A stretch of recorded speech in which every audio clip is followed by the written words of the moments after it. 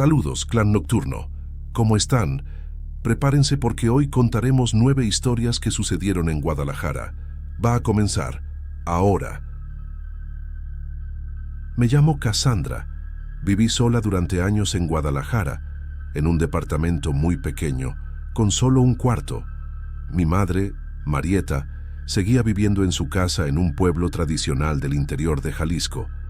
Pero ahora las cosas son diferentes. La salud de mi madre ya no es la misma. Sufre del corazón y de diabetes, tiene dificultad para caminar, y vivir sola en el interior ya no era una opción. Necesita recibir tratamiento y seguimiento médico aquí en Guadalajara. Así fue como decidí traerla a vivir conmigo y alquilar una casa más grande. Encontramos una casa antigua en la colonia americana, con paredes de ladrillo, pisos de madera que crujían bajo cada paso y ventanas altas que dejaban entrar la luz de la mañana. La fachada tenía ese encanto típico de las casas mexicanas de principios del siglo XX, con rejas de hierro forjado y un pequeño jardín donde crecían algunas plantas olvidadas por el tiempo. Los primeros días fueron casi perfectos.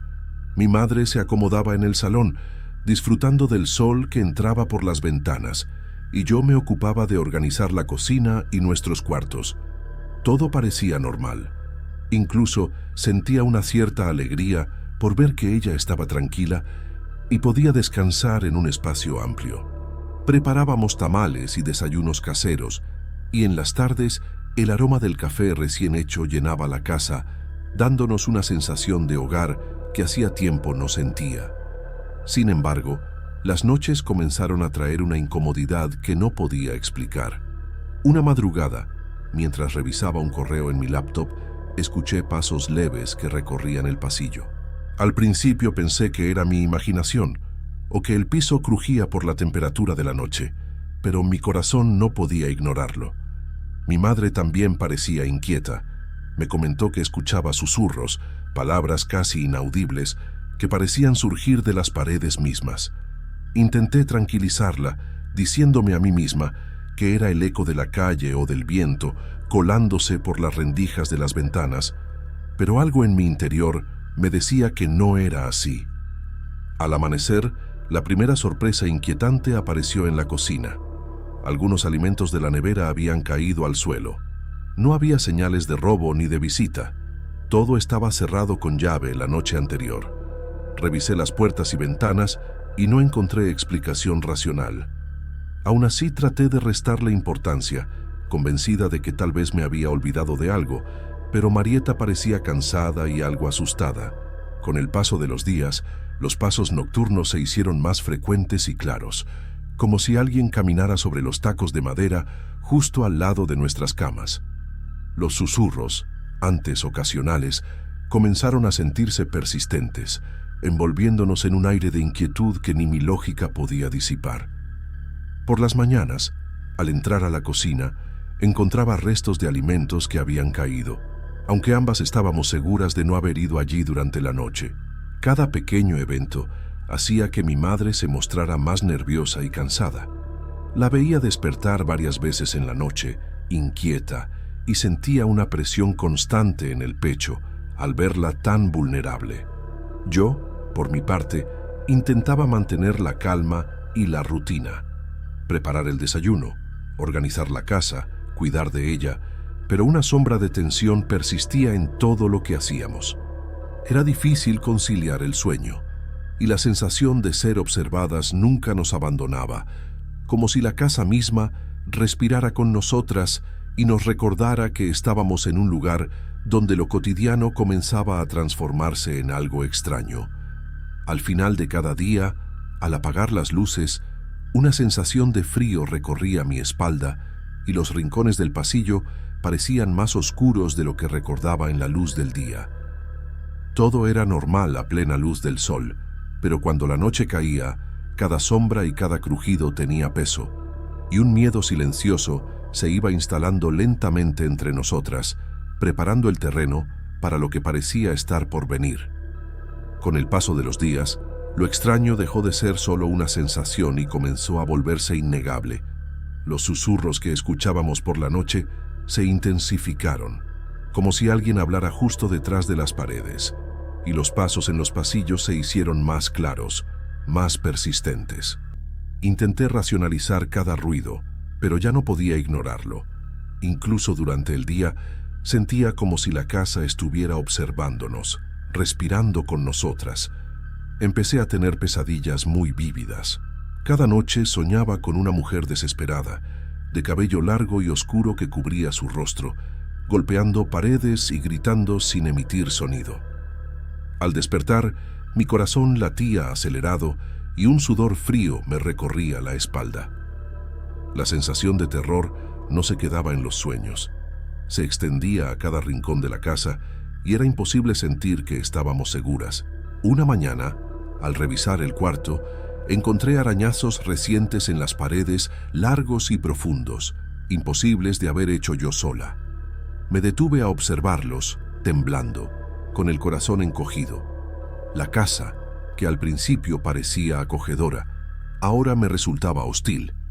Marieta, cada vez más inquieta, comenzó a mostrar signos de cansancio extremo y ansiedad. La veía despertarse varias veces en la noche, con el rostro pálido, y noté cómo su salud se resintió. Sus pasos se volvieron más lentos, y su apetito disminuyó. Decidí que no podíamos quedarnos más.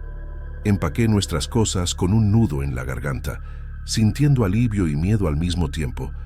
Salir de la casa fue como escapar de un peso invisible que nos había estado oprimiendo desde que llegamos. Sin embargo, una parte de mí no podía dejar de pensar en lo que nos habíamos encontrado. Algo persistía allí, algo que no podía explicarse y que nos había marcado más de lo que hubiera imaginado. Unos días después, regresé sola para verificar la casa. Al acercarme al portón, vi a un hombre parado allí observando. No era hostil, pero su mirada parecía penetrar cada rincón de la propiedad. Me acerqué con cautela y, tras conversar un poco con él, descubrí que la casa había permanecido vacía durante décadas. El último inquilino antes de nosotras había desaparecido sin dejar rastro. El hombre me contó que en el barrio se escuchaban historias sobre extrañas presencias y voces que nadie podía explicar, y en ese momento comprendí que todo lo que habíamos vivido no había sido producto de nuestra imaginación. Sentí un alivio extraño al salir de la casa, mezclado con un miedo profundo. La salud de mi madre mejoró al alejarnos de aquel lugar, pero la inquietud permaneció conmigo. Cada vez que paso cerca de la colonia americana, siento que algo invisible sigue allí, aguardando, y me doy cuenta de que ciertas casas guardan secretos que van más allá de lo que podemos ver o entender. Nunca olvidaré los pasos, los susurros ni los arañazos en las paredes. La experiencia me dejó marcada y me enseñó que a veces la realidad puede ser mucho más inquietante que cualquier pesadilla.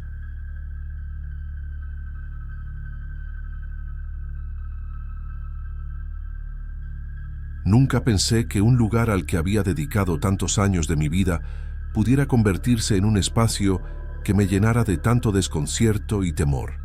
Me llamo Olivar. Trabajo en el Teatro Degollado de Guadalajara desde hace más de una década. Soy actor y profesor de teatro, y para mí el escenario siempre ha sido un refugio.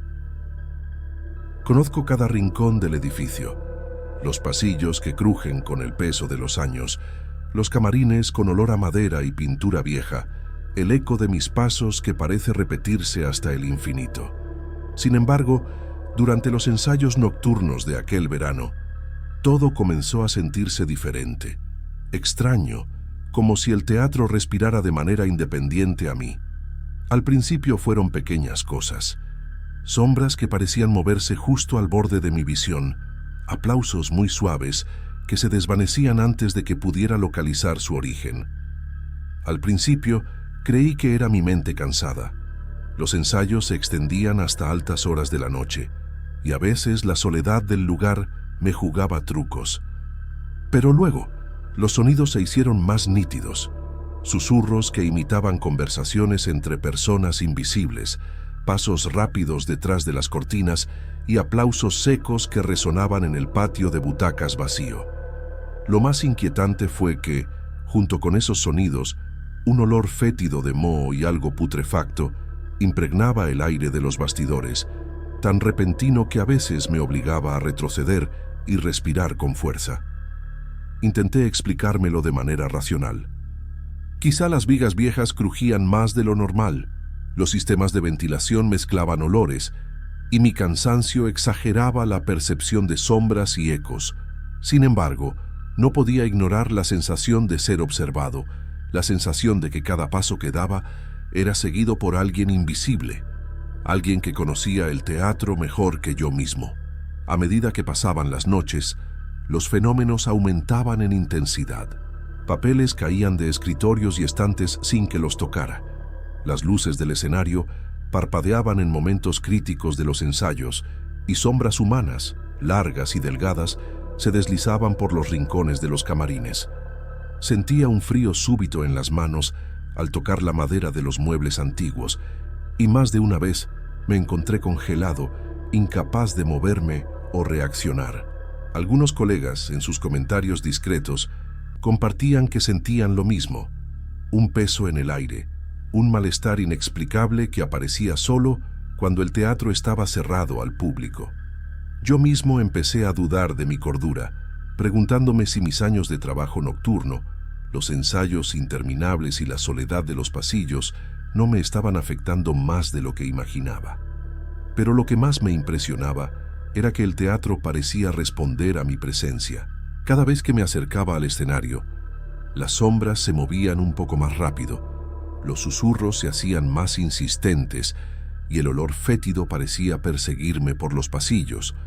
Incluso cuando apagaba las luces y cerraba las cortinas, el aire cargado de historia y algo más permanecía, como si el pasado no hubiera dejado nunca de habitar aquel espacio.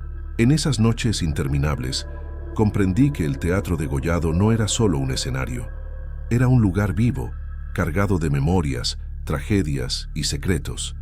Y aunque mi mente intentaba racionalizar cada evento, un temor silencioso crecía en mí, mezclado con una curiosidad imposible de ignorar.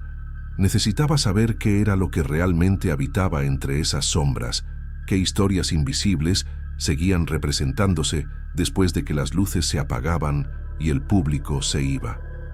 Después de semanas de noches inquietantes, decidí que necesitaba buscar respuestas. La curiosidad era más fuerte que el miedo, aunque admito que temblaba cada vez que cruzaba el umbral del teatro. Comencé a investigar en archivos antiguos, revisando libros de registros, fotografías y recortes de periódicos guardados en la oficina de administración. Fue allí donde encontré la historia de Héctor, un actor que murió trágicamente en aquel teatro décadas atrás. Durante una función, una cuerda que lo sostenía en el aire se rompió y cayó desde lo alto del escenario, fracturándose el cuello. La tragedia había marcado la memoria del degollado, pero con el tiempo se convirtió en un eco olvidado para la mayoría, excepto para quienes alguna vez trabajaron de cerca con Héctor. No pude evitar sentir una conexión inquietante entre los fenómenos que yo experimentaba y la muerte de aquel actor. Una tarde, mientras ensayaba solo, me quedé en el escenario más tiempo del que debía, observando las sombras proyectadas por la luz tenue de los reflectores. Y entonces lo vi, una silueta moviéndose con naturalidad sobre las tablas, imitando gestos de interpretación que recordaban a Héctor. No había duda, el cuerpo era apenas una sombra, pero los movimientos eran precisos, demasiado humanos para ser simples ilusiones de luz. El miedo se intensificó cuando, de manera repentina, sentí un contacto frío sobre mis hombros. Mis músculos se tensaron, el corazón me golpeaba en el pecho y una sensación de parálisis se apoderó de mí. No había nadie, no podía haber nadie, y sin embargo, el tacto era real, helado y firme. No grité ni me moví, solo permanecí allí, respirando con dificultad, intentando convencerme de que no estaba perdiendo la razón, pero algo me decía que el teatro todavía guardaba a sus muertos y que Héctor, de alguna manera, seguía presente. Esa noche decidí alejarme del teatro. Durante meses dejé de asistir a los ensayos, evitando las luces, los pasillos y el olor característico de la madera antigua mezclado con polvo y humedad. Me dediqué a otras actividades, tratando de normalizar mi vida y calmar el miedo que había crecido dentro de mí. Reflexioné sobre mi profesión, sobre la fragilidad de quienes suben al escenario y la intensidad de la vida artística, pero no lograba olvidar aquella sensación de ser observado y seguido por algo que no pertenecía a este tiempo. Finalmente, el teatro me reclamó de nuevo. Volví con cautela, revisando cada detalle, pero al principio todo parecía tranquilo y familiar. Los camarines estaban ordenados, el escenario limpio y los pasillos silenciosos. Aún así, conservaba una atención extrema a cada movimiento, cada sombra, cada olor que pudiera advertirme de lo que había sentido antes. Fue entonces cuando abrí el libro de presencia, un registro de entradas y salidas del personal del teatro. Entre firmas recientes, una llamó mi atención, una firma antigua, escrita con letra elegante, que no reconocía y que databa de la época en la que Héctor aún vivía. La fecha era clara y, sin embargo, la página estaba intacta, sin marcas de uso frecuente. Mi corazón se aceleró. La evidencia estaba ante mis ojos y la sensación de que el pasado nunca se había ido se volvió más intensa que nunca. Me quedé allí, inmóvil, con la pluma todavía en la mano, comprendiendo que el Teatro Degollado no era simplemente un edificio. Era un espacio donde las memorias, las tragedias y los fantasmas de los que alguna vez habitaron sus tablas seguían respirando en silencio, esperando ser percibidos por quienes, como yo, se atrevían a permanecer después de que el público se iba. Y aunque todo parecía volver a la normalidad, la incertidumbre sobre Héctor y su presencia persistía, recordándome que algunos misterios nunca encuentran cierre y que algunas sombras siguen representando su función mucho tiempo después de que la última cortina cae.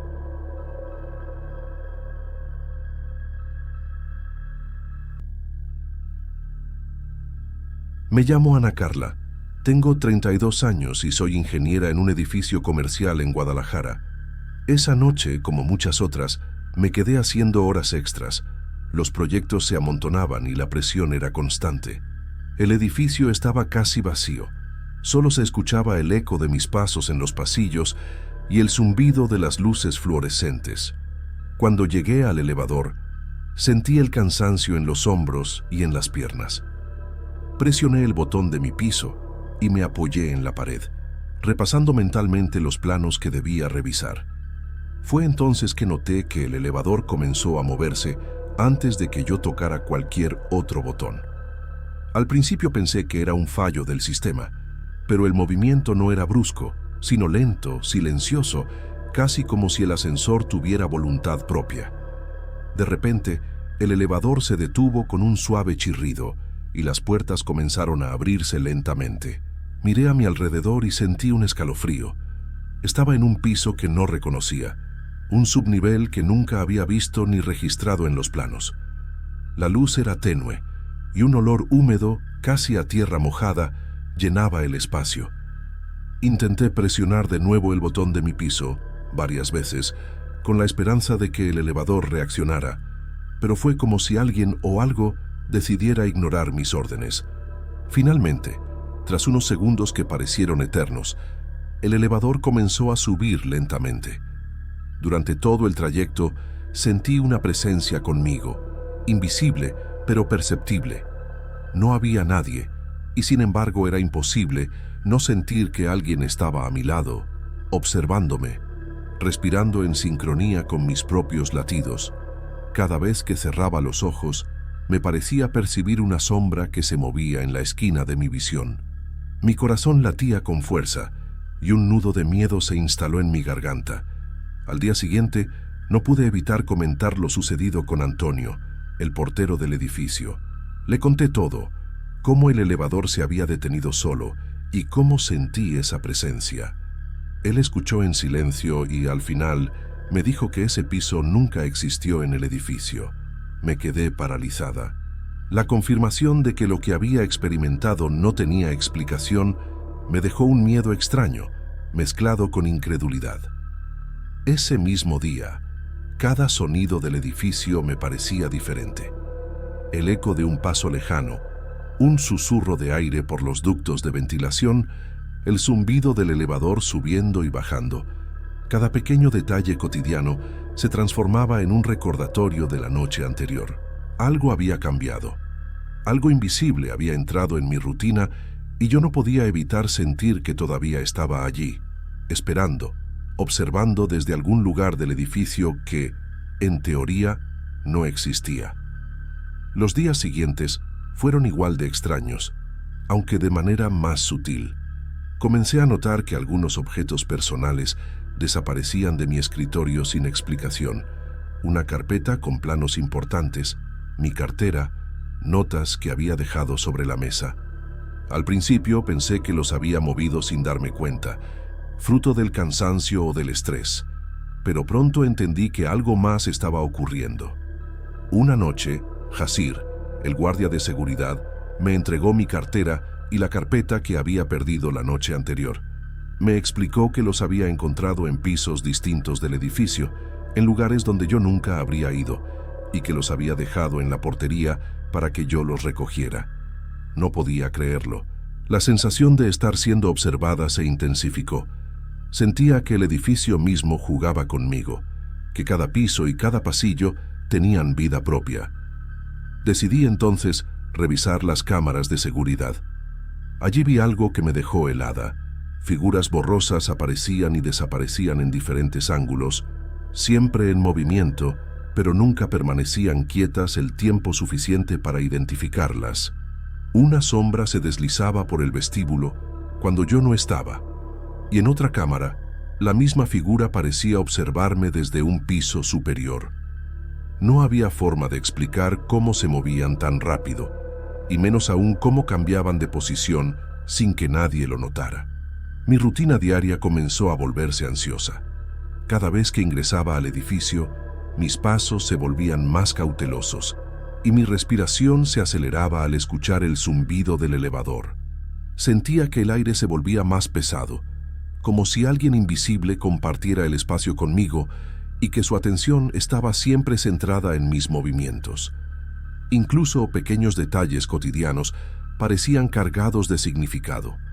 El olor del café que Antonio mantenía en la portería, el ruido de los carros en la calle al caer la noche, el parpadeo de las luces fluorescentes, todo se volvía evidencia silenciosa de que algo sobrenatural estaba ocurriendo. A veces, cuando me dirigía al elevador, sentía que un frío intenso me rozaba la nuca y un escalofrío recorría mi columna.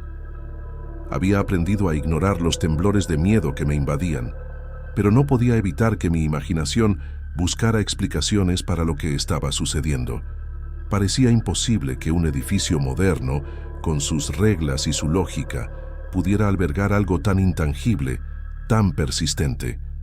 La sensación de inquietud me acompañaba incluso al salir del trabajo. No podía dejar de mirar por encima del hombro y me resultaba imposible olvidar las figuras que había visto en las cámaras, siempre en movimiento, siempre observando. La idea de regresar al edificio sola por la noche se volvió insoportable. Cada paso, cada sonido, cada luz se transformaba en un recordatorio de que no estaba sola y que algo o alguien, invisible y silencioso, había hecho del elevador y de los pisos del edificio un territorio propio. Después de varios días de angustia, decidí que lo más prudente era evitar el edificio por las noches. Comencé a llevar todo el trabajo extra a mi casa, revisando planos y documentos entre las paredes conocidas de mi departamento. Sentí un alivio momentáneo, como si me hubiera liberado de la tensión que me acompañaba en los pasillos vacíos y el zumbido constante del elevador. Sin embargo, la sensación de que algo permanecía ligado a mí nunca desapareció del todo. Una tarde, mientras comentaba mis experiencias con un compañero de trabajo, Solano, él me relató que había vivido algo similar. Me explicó que, en una noche en que se quedó hasta tarde, el elevador se detuvo en el mismo piso que a mí me había aparecido, un lugar que oficialmente no existía, aunque no se lo contó a nadie más. La manera en que describía la sensación de presencia, la tensión en el aire y la incomodidad que sintió era idéntica a la mía. Nadie más parecía creerle, pero su relato confirmó lo que hasta entonces había dudado. No era un caso aislado. A partir de ese momento, comprendí que el elevador guardaba algo inexplicable, una especie de misterio que trascendía nuestra lógica y que parecía observar a quien se atreviera a permanecer hasta tarde. Cada vez que alguien mencionaba el edificio o pasaba cerca de los ascensores, sentía un escalofrío inevitable, como si la presencia invisible siguiera marcando territorio. A pesar de la distancia que tomé, la inquietud me acompañaba. Cada sonido en la ciudad me parecía recordatorio de aquel piso inexistente, un golpe seco de un coche, el murmullo del viento entre los edificios, el zumbido lejano del elevador al subir y bajar. La rutina diaria continuaba, pero con la sensación latente de que el edificio y su elevador habían adquirido una vida propia, algo que ni los planos ni las explicaciones técnicas podían contener. Hoy sigo con mi trabajo desde casa, evitando las horas nocturnas en el edificio, pero no puedo dejar de pensar en aquel piso. La presencia sigue ahí, invisible, silenciosa, constante. No sé si alguna vez desaparecerá o si seguirá esperando a la siguiente persona que, por curiosidad o por obligación, se quede sola en el elevador. Solo sé que, aunque no pueda verla, su existencia se ha vuelto parte de mi realidad, un misterio que nunca termina de resolverse.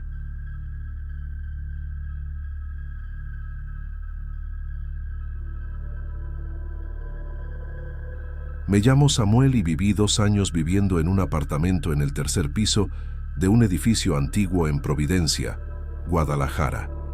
Nunca imaginé que un lugar que parecía tan tranquilo pudiera volverse tan inquietante. Al principio, todo era rutina. El café por las mañanas, los desayunos con mi esposa, Olga, y nuestra hija, Joana, que entonces tenía 5 años, llenaban el departamento de vida. Las paredes tenían ese color beige gastado por los años. Los pisos de madera crujían ligeramente con cada paso y la luz de la tarde entraba por las ventanas de la sala, iluminando los muebles que poco a poco habíamos hecho nuestros. Era un hogar que nos daba seguridad hasta que empezaron a ocurrir cosas que no supe cómo explicar. Joana comenzó a hablar de una amiga invisible. Al principio, pensamos que era algo típico de su edad, que solo necesitaba compañía mientras jugaba sola. Pero no tardamos en notar que sus conversaciones tenían un tono extraño, serio, como si realmente alguien más habitara la sala con nosotros. Ella nos decía que su amiga le pedía que dibujara ciertas figuras en su cuaderno y que le contaba cosas que nadie más podía saber. Los dibujos al principio parecían inocentes: casas, personas, árboles, pero luego comenzaron a volverse inquietantes. Figuras geométricas que no tenían sentido, sombras que se estiraban, siluetas humanas sin rostro. Cada vez que Joana terminaba un dibujo, lo mostraba con orgullo, como si nos enseñara algo valioso, y nosotros lo mirábamos con un nudo en la garganta. Olga y yo intentábamos racionalizarlo, diciéndonos que era la imaginación de una niña de 5 años. Pero la insistencia de Joana y la seriedad de su voz comenzaron a inquietarnos. Ella no hablaba como si inventara, hablaba como si estuviera siguiendo órdenes de alguien más, alguien que no podíamos ver. Sentí una mezcla de miedo y culpa, miedo de lo que pudiera estar influyendo en nuestra hija, y culpa por no poder protegerla de algo que no comprendíamos. Al caer la noche, la atmósfera en el apartamento cambiaba. Las luces amarillas de la sala apenas iluminaban las sombras de las esquinas, y un silencio extraño se asentaba entre los muebles. Joana jugaba concentrada en su cuaderno, y cada tanto, al levantar la vista, sus ojos parecían buscar a alguien que solo ella podía ver. Empecé a notar que los objetos a su alrededor se movían ligeramente, como si el aire estuviera más denso en ciertas partes del departamento. No podía dormir tranquilo. Cada crujido de la madera me hacía pensar que algo se deslizaba por los pasillos. Lo más desconcertante fue cuando, una tarde, revisando los dibujos de Joana, descubrí un patrón que me heló la sangre. Las figuras parecían representar el contorno del apartamento, pero con un cuarto más que no existía. un espacio que solo mi hija mencionaba en sus conversaciones con la amiga invisible. Intenté preguntarle sobre eso a Joana, pero ella solo sonrió y dijo que la amiga se lo había mostrado. Olga me miró con preocupación. Su rostro reflejaba la misma inquietud que yo sentía. Algo estaba alterando la calma que habíamos construido en nuestro hogar y no sabíamos cómo detenerlo. A partir de entonces, cada día se volvió más pesado. Las risas de Joana mientras dibujaba se mezclaban con una sensación de incomodidad que se extendía por toda la casa. Sentía que algo nos observaba desde las sombras, que el apartamento ya no era un refugio seguro y que nuestra hija estaba más cerca de ese algo de lo que podíamos aceptar. La tranquilidad de vivir en Providencia se había esfumado y un miedo silencioso comenzó a instalarse en nuestras rutinas diarias, invisible pero constante, como una presencia que nos acompañaba sin que pudiéramos verla. Con el paso de las semanas, la inquietud que sentíamos al principio comenzó a transformarse en algo más tangible. Al principio pensé que era mi imaginación, producto del cansancio o de las preocupaciones del trabajo. Pero pronto comprendí que no era así. Empecé a escuchar susurros en el apartamento, suaves y difíciles de identificar, como voces que se deslizaban por los rincones. Lo extraño era que a veces imitaban mi propia voz, diciendo cosas que yo mismo podría haber pensado, como si alguien me estuviera repitiendo mis pensamientos más íntimos. Era perturbador y me dejaba paralizado. Había momentos en que sentía que no podía moverme, como si una fuerza invisible me obligara a quedarme quieto mientras escuchaba esas palabras que no tenían sentido. No tardé en notar bultos que se deslizaban por las esquinas del departamento. Al principio eran apenas sombras que creía percibir con el rabillo del ojo, pero luego eran más definidos, formas humanas que se movían con sigilo, desapareciendo cuando intentaba mirarlas directamente. Mi ansiedad creció y con ella un sentimiento de impotencia. Cada noche, al acostarme, revisaba la habitación de Joana, y aunque dormía profundamente, sentía que algo estaba presente junto a su cama, observando, acechando en silencio. Lo que más me angustiaba era Olga. Comenzó a enfermarse sin razón aparente, cansancio extremo, mareos y fiebre que aparecía y desaparecía sin explicación. Los médicos no encontraban nada, todos los análisis salían normales y eso la desesperaba aún más. Podía ver en su mirada la confusión y el miedo. Sentía que estaba siendo consumida lentamente por algo que no podíamos ver ni entender. Yo intentaba tranquilizarla, asegurarme de que no estaba sola, pero dentro de mí crecían la duda y el terror. La impotencia de ver a la persona que amas deteriorarse sin poder hacer nada era devastadora. Además, pequeños incidentes comenzaron a suceder con Joana. Sus juguetes se movían solos, su cuaderno aparecía abierto en páginas diferentes a las que había dejado, y a veces encontraba sus dibujos esparcidos por el suelo, con símbolos que nunca habíamos visto. Olga y yo empezamos a percibir que la niña estaba cada vez más influenciada por esa presencia invisible. Sentía una mezcla de culpa y miedo. Culpa por permitir que esto ocurriera. Miedo por lo que podría suceder si no encontrábamos una explicación. La atmósfera en el departamento se volvió tensa y opresiva. Cada ruido de la madera crujiente, cada corriente de aire que pasaba por los rincones, hacía que mis sentidos se agudizaran. Caminaba por los pasillos como si fuera un intruso, con el corazón latiendo acelerado, vigilando cada sombra. Ya no había tranquilidad. Cada instante se sentía cargado de amenaza invisible. Me preguntaba constantemente si estábamos perdiendo la razón o si algo real nos estaba acechando. La presencia, invisible y silenciosa, había comenzado a marcar nuestras vidas y parecía no tener intención de marcharse. Después de semanas de creciente ansiedad y fenómenos inexplicables, decidimos llevar a Joana a un pediatra especializado. Esperábamos encontrar alguna explicación racional, algún consejo que nos ayudara a lidiar con lo que ella llamaba su amiga invisible. Sin embargo, el médico trató el caso como algo normal en niños de su edad, mencionando que tener amigos imaginarios era común y que sus dibujos extraños no eran motivo de alarma. Salimos de la consulta con un alivio temporal, pero pronto nos dimos cuenta de que la sensación de normalidad era solo superficial. Los susurros en el apartamento continuaban, más claros y constantes. Los movimientos de sombras en las esquinas parecían haberse intensificado, y los objetos cercanos a Joana seguían cambiando de lugar. Olga, aunque físicamente estable, seguía mostrando señales de fatiga inexplicable.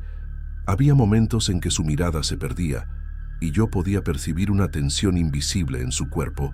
La sensación de que algo nos seguía, que no estábamos solos, se volvió imposible de ignorar. Cada noche, al recorrer los pasillos para verificar que nuestra hija dormía, sentía un aire pesado, cargado de presencia, como si el apartamento mismo hubiera adquirido una conciencia que nos vigilaba. Finalmente, después de discutirlo largamente, decidimos mudarnos del apartamento. Empacamos nuestras cosas, dejando atrás muebles, recuerdos y esa sensación constante de opresión que había marcado nuestras vidas durante meses. Al principio, la nueva casa nos dio un respiro. Los días parecían más ligeros y la tranquilidad regresaba lentamente. Pero no tardé en descubrir algo que me heló la sangre. Mientras organizaba el fondo de un armario, encontré objetos antiguos escondidos, pequeños muñecos y figuras de madera que recordaban los símbolos de los dibujos de Joana y algunos detalles que habíamos visto en el apartamento antiguo. Mi corazón se aceleró al comprender que no importaba dónde nos escondiéramos o a dónde nos mudáramos. La presencia que nos había acosado parecía habernos seguido, dejando un rastro tangible de su existencia. Olga y yo intercambiamos miradas silenciosas, conscientes de que algo más grande y desconocido había estado con nosotros todo el tiempo, y que incluso ahora, en nuestra nueva casa, seguía observándonos, acechando desde algún lugar que no podíamos identificar. La sensación de inquietud volvió, distinta pero igualmente intensa. El miedo se mezclaba con la resignación. Comprendimos que ciertos lugares, ciertas presencias, no desaparecen simplemente por alejarse de ellos. Ese hallazgo me dejó una certeza inquietante. La experiencia no había terminado, y probablemente nunca lo haría. El apartamento del tercer piso había dejado su huella, y esa huella nos acompañaría para siempre, recordándonos que hay cosas que escapan a toda explicación, que existen en los rincones silenciosos de nuestra realidad, observando y esperando pacientemente.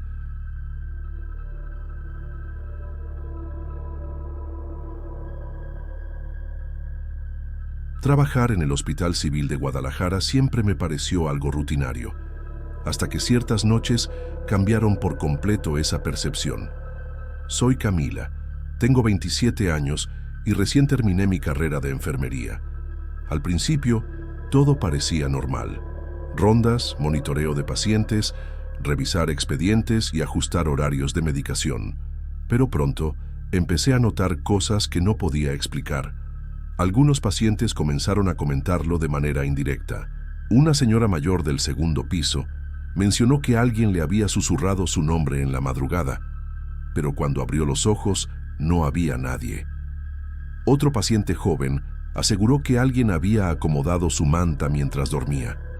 Intenté tranquilizarlos y racionalizar la situación, pensando en la medicación o la imaginación de cada uno, pero los relatos se repetían con inquietante frecuencia. Una noche, mientras hacía mi ronda por los pasillos desiertos, escuché pasos detrás de mí. Al voltear, no había nadie, solo los monitores de los pacientes y el eco de mi jaleco al caminar. Seguí adelante, tratando de ignorar la sensación de ser observada. Pero de repente, un bulto cruzó el corredor, rápido, silencioso, imposible de identificar. Un escalofrío recorrió mi espalda y mi corazón comenzó a latir con fuerza. Las noches en el hospital son largas y silenciosas, salvo por el sonido de los respiradores y los monitores que parpadean con pitidos constantes. En una madrugada lluviosa, noté que una silla de ruedas estaba ligeramente fuera de lugar, como si alguien la hubiera movido. La lluvia golpeaba los ventanales y amplificaba cada pequeño sonido, haciendo que los corredores parecieran aún más desiertos y pesados. Con cada turno nocturno, la sensación de presencia crecía. Revisaba los pasillos más de una vez, asegurándome de que todo estuviera en orden, pero siempre había algo que me hacía sentir observada. A veces, un susurro casi imperceptible. Otras, un frío que atravesaba mis manos a pesar de los guantes. Comencé a anotar cada evento en mi libreta, intentando encontrar un patrón o una explicación lógica, pero nada tenía sentido. El miedo era sutil, casi imperceptible, y se mezclaba con la curiosidad. Algo en esos pasillos parecía cuidar silenciosamente a los pacientes, sin ser visto, y yo sabía que no podría ignorarlo por mucho tiempo. Nunca imaginé que una noche pudiera cambiar tanto mi percepción de la realidad. Esa vez estaba de turno en el segundo piso, revisando a los pacientes que habían quedado bajo mi cuidado mientras los demás dormían. Los pasillos estaban en completo silencio, solo interrumpido por los pitidos de los monitores y el eco lejano de una puerta que se cerraba con un golpe seco.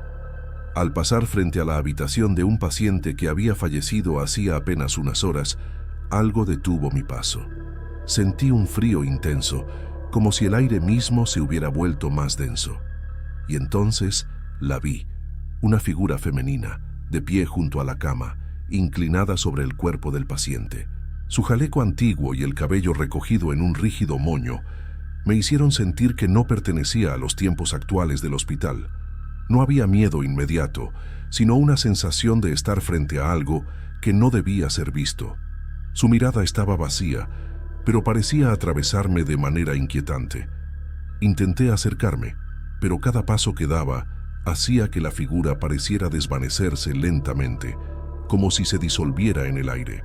Quedé paralizada, con las manos temblorosas y el corazón acelerado. Durante minutos que parecieron eternos, me quedé observando los pasillos vacíos, sin atreverme a moverme. Finalmente, respiré hondo y me obligué a continuar mi ronda, aunque el peso de lo que había visto me acompañó hasta la salida del hospital. A partir de esa noche, supe que necesitaba alejarme de los turnos nocturnos. Pedí cambiarme a turnos diurnos y traté de seguir con mi trabajo, aunque la sensación de haber presenciado algo imposible nunca me abandonó. Con el tiempo, y gracias a una investigación personal en los archivos antiguos del hospital, descubrí la historia de la enfermera que había visto. Años atrás, ella había trabajado en el mismo hospital, conocida por su dedicación extrema y su cuidado meticuloso hacia los pacientes. Su final fue trágico. Un paciente vinculado con el tráfico de drogas, al enterarse de que sería detenido, atacó violentamente a la enfermera intentando escapar. Su muerte dejó un vacío que, parecía, aún rondaba los pasillos que ahora yo recorría. Al conectar los relatos de los pacientes con mi propia experiencia, comprendí que la presencia que había sentido no era solo fruto de mi imaginación. La enfermera parecía seguir cuidando de los pacientes, observando desde algún lugar que no podía comprender del todo. Nunca supe si la había visto de manera física o si mi mente estaba agotada por los turnos nocturnos, pero la sensación de que alguien vigilaba silenciosamente a los pacientes permaneció conmigo mucho tiempo después. El hospital continuó con su rutina diaria, pero yo nunca volví a sentirme completamente sola en los pasillos. Cada sombra, cada susurro, cada paso distante me recordaba que había algo, o alguien, que todavía cuidaba de aquellos que necesitaban atención. La duda quedó flotando en el aire. ¿Era real lo que había visto, o simplemente un eco del cansancio y del miedo? Esa pregunta todavía no tiene respuesta.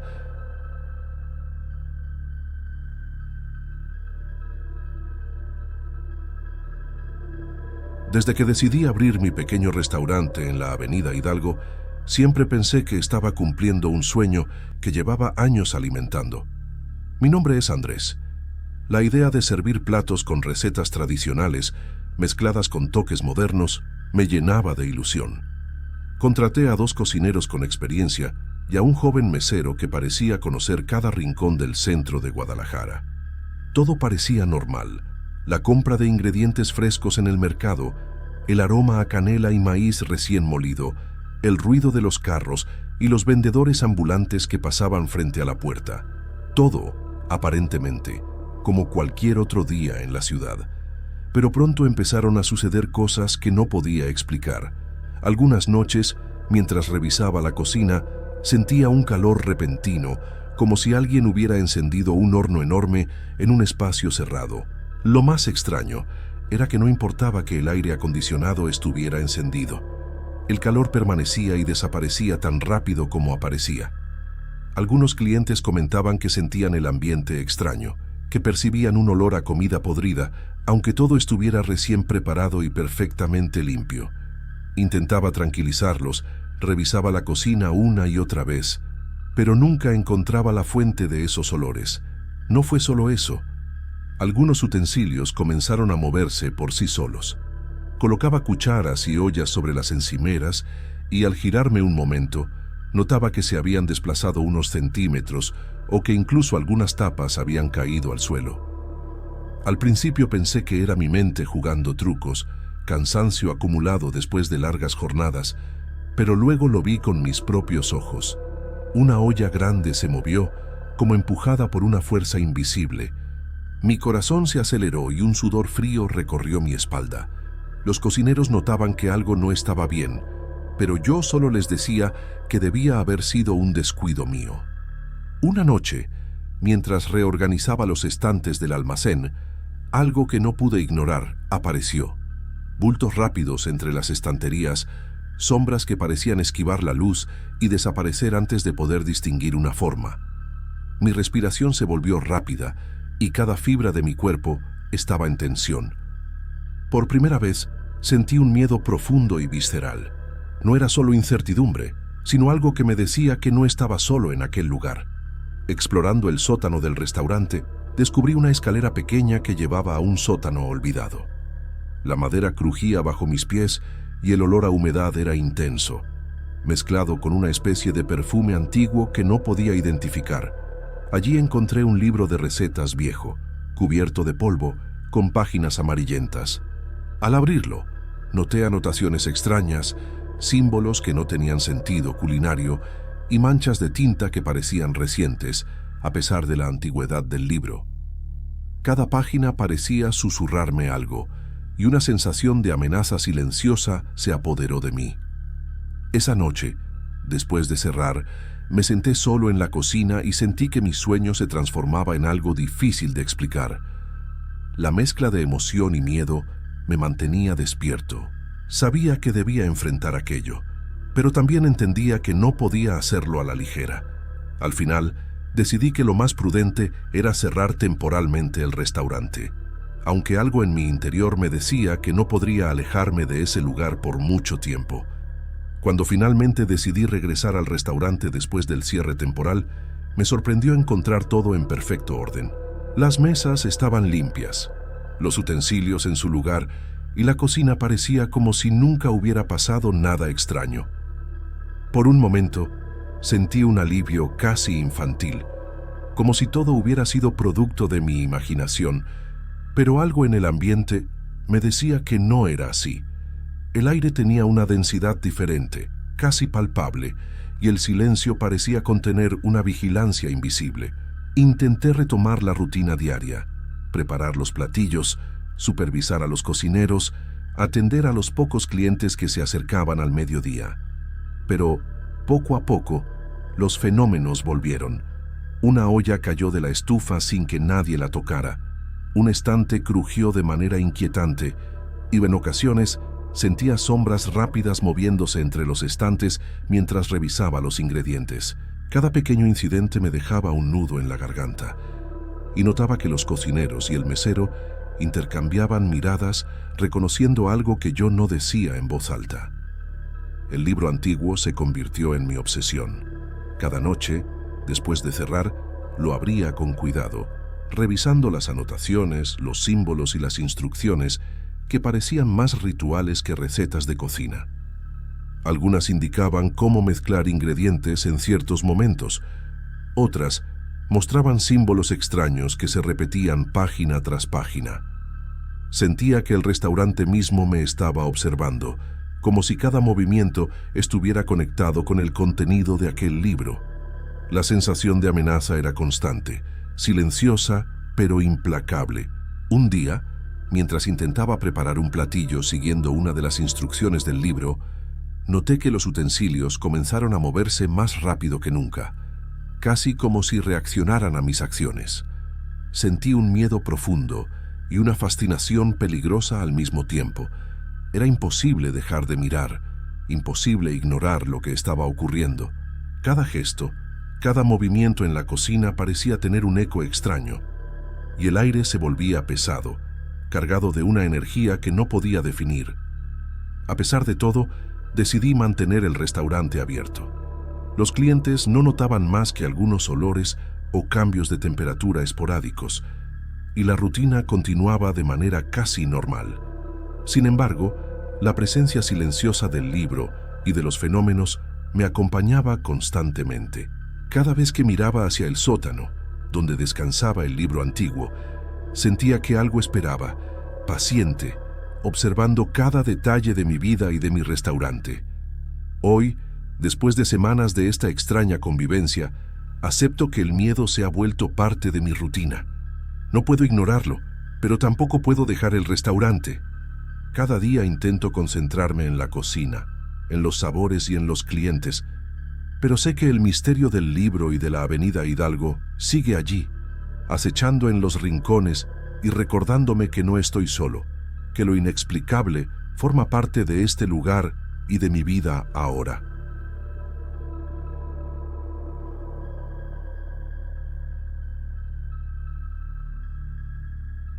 No suelo pensar demasiado cuando tengo que entrar en casas viejas.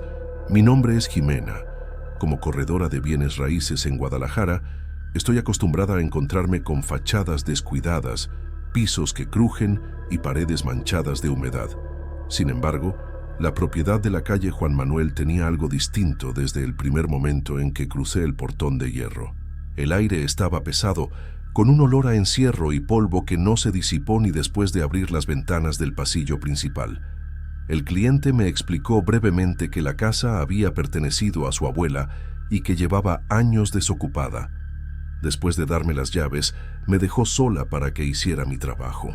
No era la primera vez que me pedían fotos de un inmueble para anunciarlo en la página, y aunque yo no soy fotógrafa, ya me había hecho a la costumbre de llevar mi cámara y buscar los mejores ángulos. Abrí cortinas, limpié un poco el vidrio de un ventanal y encendí las luces que aún funcionaban. Aún así, la sensación de vacío era intensa. Los muros descascarados parecían guardar secretos, y el eco de mis pasos se repetía en los pasillos como si alguien más caminara detrás de mí. Traté de no darle importancia, concentrándome en lo que debía hacer. Ajusté el lente, enfoqué el comedor, el recibidor, las habitaciones que daban al patio central. Todo parecía dentro de lo normal, al menos a simple vista. La incomodidad comenzó cuando revisé las primeras imágenes en la pantalla de la cámara. Había manchas oscuras en el fondo del corredor, como sombras que cruzaban rápido. Pensé que quizá la lente estaba sucia y la limpié con cuidado. Volví a tomar la misma fotografía, pero la figura seguía allí un poco más definida, como si se tratara de alguien parado al final del pasillo. El corazón me latía fuerte. Levanté la vista y no había nada, solo paredes vacías y polvo suspendido en el aire. Aún así, cada nueva foto mostraba lo mismo, siluetas borrosas, algunas junto a las puertas, otras reflejadas en los vidrios de las ventanas. Intenté convencerme de que era un defecto técnico, una falla en la cámara o quizá la luz de la tarde que entraba de forma extraña. Pero las imágenes eran demasiado claras para que se tratara solo de eso. Después de casi una hora, terminé el recorrido y guardé todo sin revisar más. No quería quedarme un minuto adicional en ese lugar. Afuera, el ruido de los autos en la calle me devolvió una calma que no había sentido dentro de la casa. Respiré hondo y traté de dejarlo atrás, como si fuera un simple incidente de trabajo. Esa noche, en mi casa, revisé las fotos en la computadora. Lo que vi me dejó helada. Las sombras no eran simples manchas, tenían forma humana, Algunas parecían adultos, otras más bajas, como niños. Todas tenían en común la misma dirección de sus rostros. Me miraban a mí como si fueran conscientes de que yo estaba allí. Me quedé observando la pantalla con una mezcla de incredulidad y miedo, sintiendo que algo en esa casa había quedado grabado en mis imágenes. No quise mostrarle nada a Leoncio. Pensé que lo tomaría como un error mío o me diría que estaba exagerando. Lo único que tenía claro era que no podía subir esas fotos al sitio web. Nadie compraría una casa que, en las imágenes, parecía habitada por presencias que no deberían estar ahí. Me repetí a mí misma que debía regresar otro día y hacerlo de nuevo, con calma, como si nada hubiera pasado. Pero en el fondo, sabía que no sería tan sencillo. No podía subir las fotos de la casa así. Lo último que quería era que la propiedad terminara con fama de estar embrujada. Yo no creía en esas cosas, pero sé que mucha gente sí, y eso podía afectar la venta. Los días siguientes, sin embargo, comenzaron a suceder cosas que no tenían explicación. La primera vez fue en mi propia casa. Estaba sola, ordenando algunos documentos en la sala, cuando escuché pasos en el pasillo que conduce a las recámaras. Fueron pasos pequeños, como de alguien que camina descalzo sobre el piso. Pensé en Gabriela, pero recordé que estaba en casa de mi madre. Revisé y no había nadie. El silencio posterior me erizó la piel de una manera que no había sentido nunca. No quise darle importancia, pero se repitió al día siguiente. Esta vez no fueron pasos, sino risas como las de niños jugando a lo lejos. Venían del cuarto de Gabriela. Fui de inmediato y la habitación estaba vacía. El aire tenía un olor raro, una mezcla entre humedad y madera quemada, que desapareció en cuanto abrí la ventana. Cerré la puerta con fuerza y me quedé un buen rato en la cocina, tratando de convencerme de que eran nervios. El trabajo tampoco me dio respiro. En la oficina, mientras revisaba contratos, escuché pasos en el pasillo. Era de noche y estaba sola, porque Leoncio había salido a mostrar un departamento. Me levanté para ver si quedaba alguien más, pero el piso estaba vacío. El eco de los pasillos del edificio solía ser fuerte, pero esa noche los sonidos parecían más cercanos, como si alguien estuviera justo detrás de mi silla. Las risas regresaron también ahí, suaves, casi como un murmullo infantil. No había niños en el edificio, y a esa hora mucho menos. Me quedé inmóvil, con los brazos erizados, esperando que se callaran. Lo hicieron de golpe, y en ese instante sentí un olor penetrante a quemado, como si hubiera un cigarro encendido o papeles ardiendo. Revisé cada rincón del estudio, incluso las papeleras, pero no encontré nada. Lo peor llegó un par de días después. Estaba en el pequeño estudio de casa, organizando facturas, cuando un vaso que tenía sobre la mesa se quebró solo. No había corriente de aire, ni siquiera lo había tocado. El sonido fue tan fuerte que Gabriela, que estaba en su recámara, vino corriendo asustada. Traté de tranquilizarla, aunque por dentro yo misma sentía que la casa comenzaba a volverse inhabitable. Esa misma noche, un cuadro de cerámica de tonalá que colgaba en el pasillo se desprendió y cayó al suelo, partiéndose en pedazos. Fue entonces cuando comprendí que todo aquello no podía ser casualidad. Las fotos de la casa de Juan Manuel habían abierto algo que no entendía, pero que se estaba metiendo en mi vida diaria. Me debatía entre contárselo a Leoncio o callar. No quería sonar exagerada, ni mucho menos perder credibilidad en el trabajo, pero cada día me sentía más sola, más atrapada por algo invisible que parecía seguirme desde aquel lugar. Cuando el cliente me llamó para preguntar por qué la propiedad aún no aparecía publicada, supe que no tenía escapatoria. Tendría que volver a esa casa, enfrentar de nuevo la sensación que tanto me incomodaba y fingir que todo estaba bajo control. No podía evitarlo más. El cliente insistía en que la propiedad debía estar publicada cuanto antes, y yo no tenía argumentos para seguir retrasando el trabajo. Me repetía a mí misma que lo mejor era regresar, tomar nuevas fotos y cerrar el capítulo de una vez por todas. El día que volví a la casa de la calle Juan Manuel, me acompañaba un sentimiento de resignación mezclado con un miedo que no quería admitir. Empujé la puerta con las llaves que ya conocía y entré.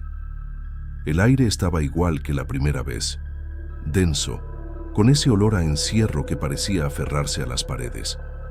Respiré hondo, saqué la cámara y comencé el recorrido. Esta vez fui meticulosa.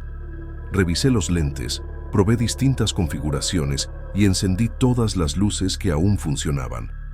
Tomé foto tras foto, avanzando por las habitaciones como si estuviera cumpliendo un ritual.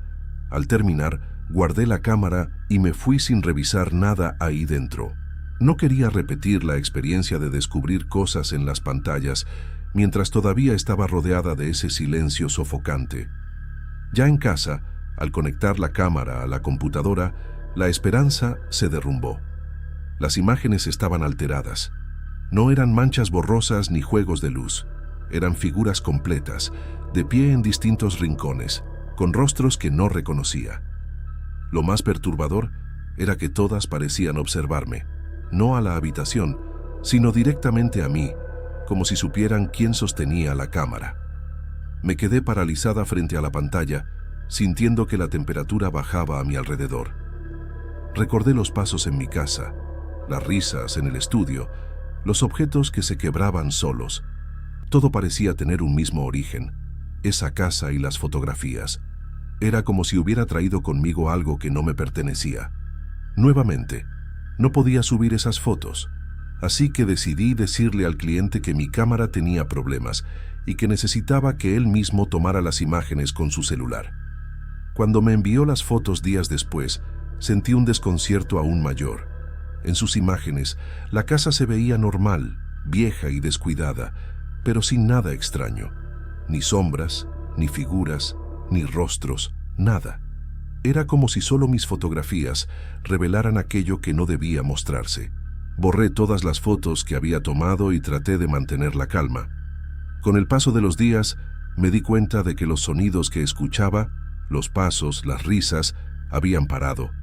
Pero en lugar de las risas y los pasos, quedó una sensación de miedo, de algo vigilándome de cerca, siguiendo mis pasos. No supe qué pensar, no tengo explicación. Eran solo archivos digitales en una cámara. Desde ese día dejé de usar esa cámara. Me compré un celular moderno y ahora tomo fotos y grabo video de las propiedades con él, lo cual también resulta más práctico para subir a las redes sociales. Lo único que tengo claro es que desde esa casa algo comenzó a seguirme. Y aunque intento continuar con mi vida normal, siempre queda la duda de si realmente logré dejarlo atrás.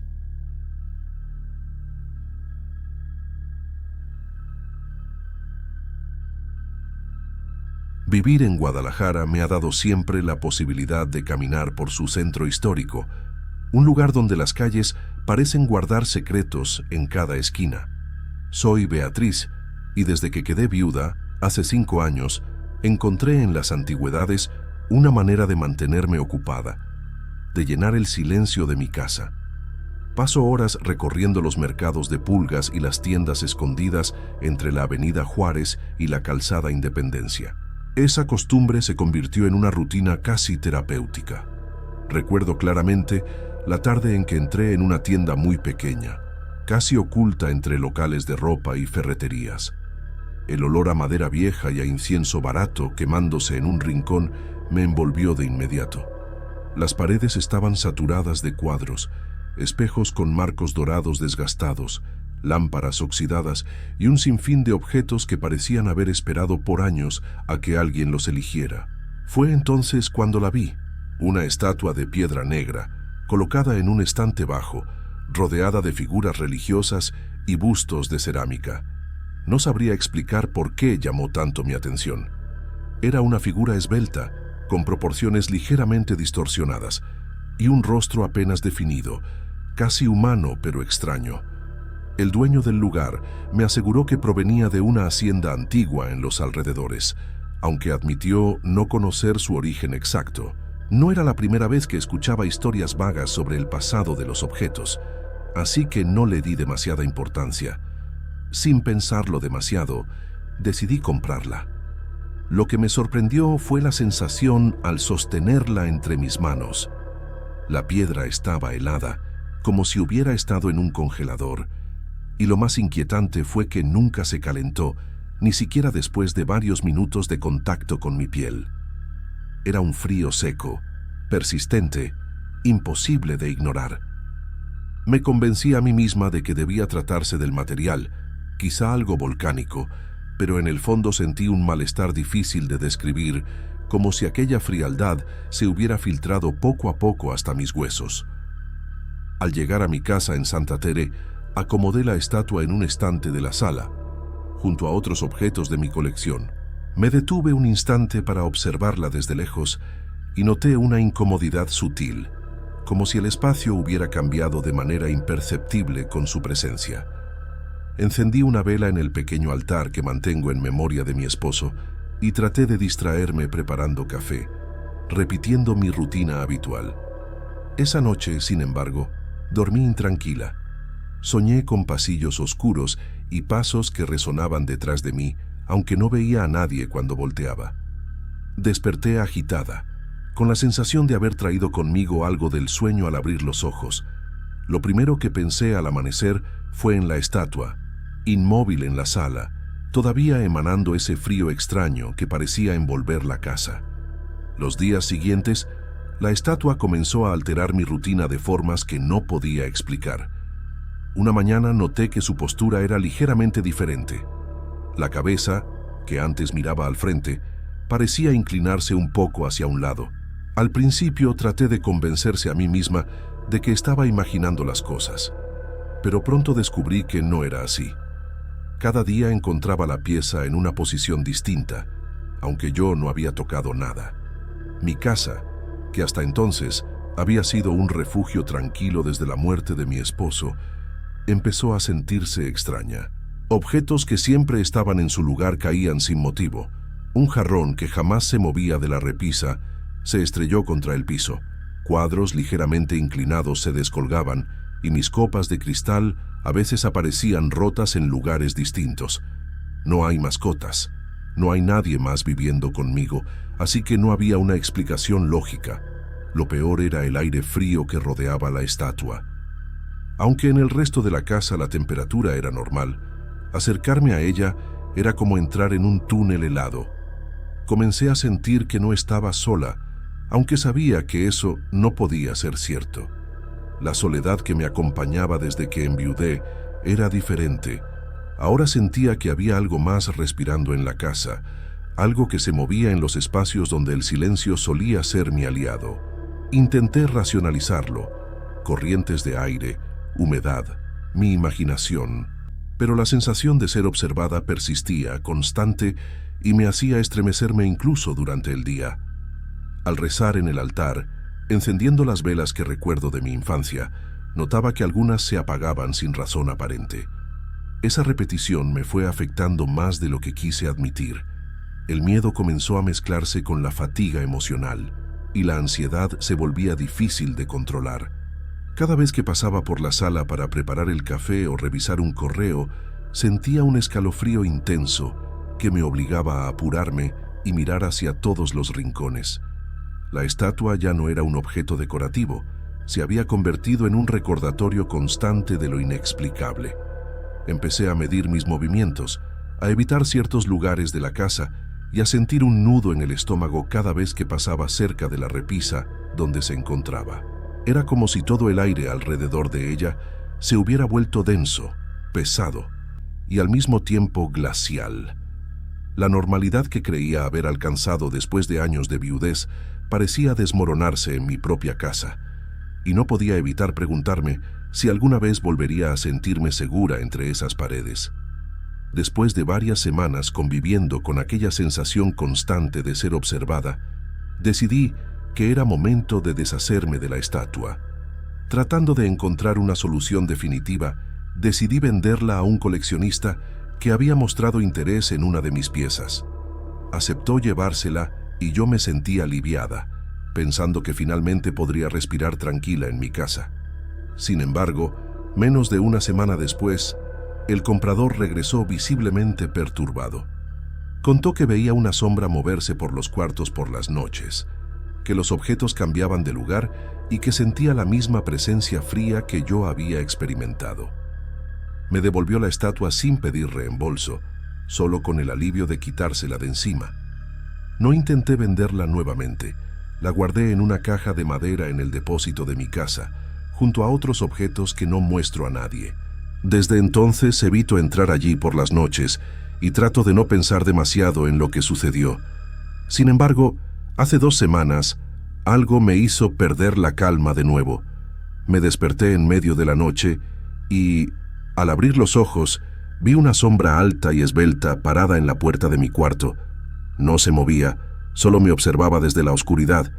La sensación de frío era intensa, penetrante, y mi corazón parecía detenerse por un instante. Al encender la luz, la figura desapareció, dejando la puerta vacía y la habitación en silencio. Desde ese momento, cierro la puerta del cuarto y evito mirar hacia el depósito. La estatua permanece guardada, y aunque intento seguir con mi vida cotidiana, sé que algo cambió para siempre. Esa pieza, que comenzó como una simple adquisición para mi colección, se convirtió en un recordatorio inquietante de que hay cosas que no comprendemos, presencias que no podemos controlar y misterios que no podemos explicar. Y lo peor, pienso, es que nunca sabré si realmente se ha ido.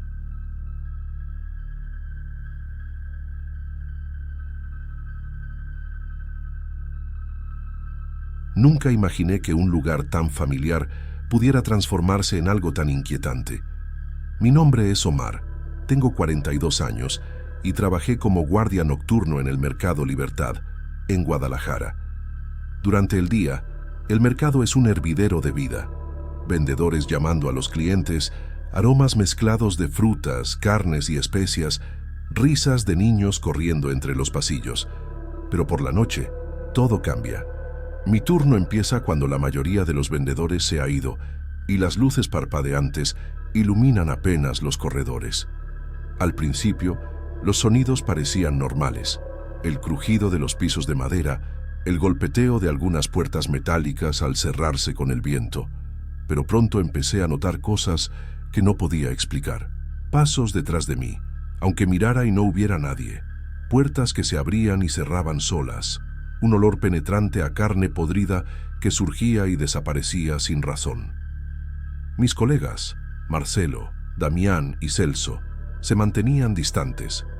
Una noche escuché susurros que hablaban de mí mientras creían que no los escuchaba. Comentaban que las presencias del lugar parecían haberlo elegido y que quizás no duraría mucho en el empleo. No pregunté nada. Guardé la información, aunque me dejó un nudo en el estómago. Sentí que algo más allá de mi comprensión estaba al tanto de mi presencia. Con cada noche, la sensación de ser observado se intensificaba.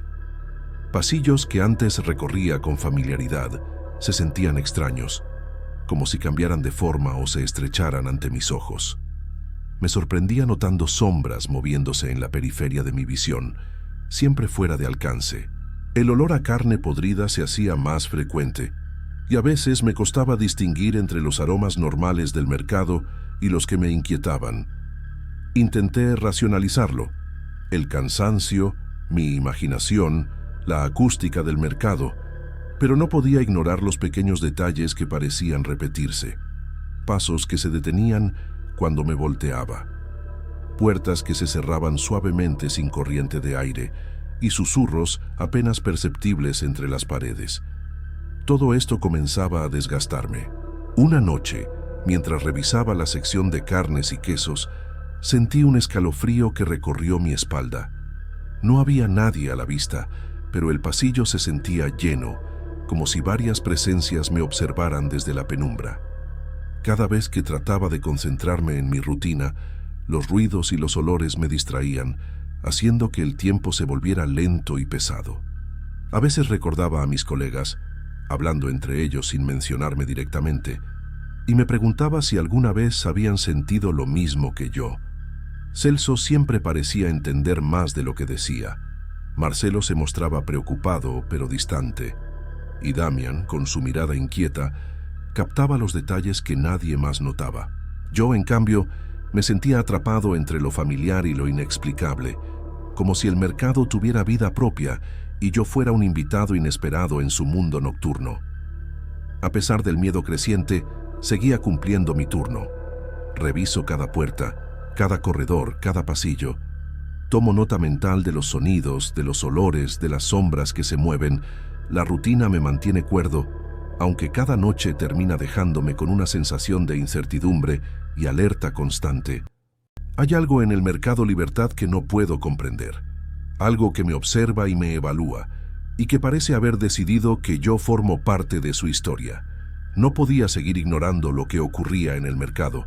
Cada noche, los pasillos parecían cobrar vida propia. Durante mi turno, notaba sombras que se movían entre los corredores, aunque no hubiera nadie. A veces parecía que cargaban cajas invisibles, como si estuvieran reorganizando los productos, mientras yo intentaba mantener el control. El olor a carne podrida se hacía más intenso, mezclándose con el aroma de frutas y especias, pero siempre parecía provenir de lugares vacíos. Una madrugada, mientras caminaba por el pasillo de los puestos de abarrotes, vi claramente un movimiento a mi izquierda, una sombra que avanzaba lentamente, con una especie de carga invisible en sus brazos, desplazándose entre las estanterías. Mi corazón se aceleró y un escalofrío recorrió todo mi cuerpo. Intenté acercarme, pero la sombra se desvaneció antes de que pudiera identificarla. Fue en ese momento que comprendí que no podía racionalizar lo que estaba sucediendo. No se trataba de mi imaginación ni de cansancio. El mercado estaba lleno de presencias que yo no podía percibir del todo, pero que me hacían sentir observado y vigilado. Decidí que no podía continuar. Esa noche, mi determinación era absoluta. El miedo ya no era algo pasajero, sino un peso constante que afectaba mi respiración y mis pasos. Renuncié y al poco tiempo conseguí un trabajo como vigilante nocturno en una escuela. Un lugar normal, sin ninguna historia extraña, y donde, hasta ahora, no he visto nada fuera de lo común, excepto algunos alumnos que intentan entrar a la escuela por la noche para hacer travesuras. Meses después, escuché de mis colegas que algunos productos comenzaban a desaparecer durante la noche. Cajas encontradas fuera de lugar, estantes desordenados, frutas y carnes que parecían moverse solas. Marcelo comentaba que el mercado seguía teniendo una energía propia, una presencia que actuaba sin que nadie pudiera verla, mientras Celso mencionaba que él también había sentido lo mismo que yo alguna vez, pero que nunca lo había contado. El Mercado Libertad seguía vivo, como un organismo secreto que se movía en la oscuridad. Las presencias que yo había percibido continuaban allí, observando, reorganizando, eligiendo a quienes permanecerían dentro de su mundo nocturno. No sabía si alguien más podría enfrentarse a aquello sin perder la cordura, pero comprendí que yo había tenido mi límite. Hoy, cuando paso cerca del mercado durante el día, todo parece normal, la gente, las risas, los aromas familiares. Pero sé que por la noche, entre los pasillos oscuros y las sombras que no deberían existir, algo permanece, algo que me eligió, me observó y que continúa con su presencia inexplicable, marcando un territorio que no pertenece completamente a los vivos. Aún siento esa sensación de ser observado, aunque ya no trabaje allí. El miedo nunca se fue del todo, y cada vez que cierro los ojos, puedo recordar los pasos, las sombras y el olor que nunca debería haber existido. El Mercado Libertad tiene secretos que quizás nadie pueda comprender del todo, y yo soy uno de los pocos que sabe que esas presencias no son un simple rumor. Son reales, invisibles y persistentes,